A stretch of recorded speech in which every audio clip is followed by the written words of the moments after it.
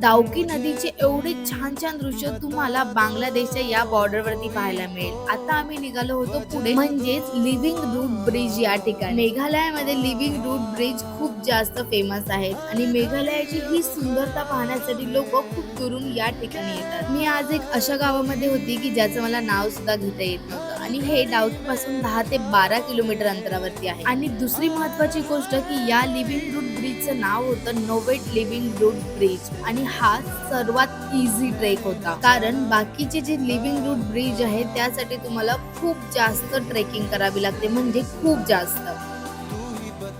इथून 5 ते 7 kilometre drive करून आम्ही येऊन पोहोचतो एशियातल्या क्लीनेस्ट विलेज मध्ये। इथे स्टार्टिंगलाच मला शॉपिंग मार्केट दिसलं आणि तिथे होते खूप सारे फ्रीज मॅग्नेट। मी जिथे जिथे नवीन ठिकाणी जाते त्या सर्व ठिकाणचं फ्रीज मॅग्नेट मी घरी गोळा करून ठेवलेले। इथल्या स्थानिक लोकांनी बनवलेल्या बऱ्याचशा विविध गोष्टी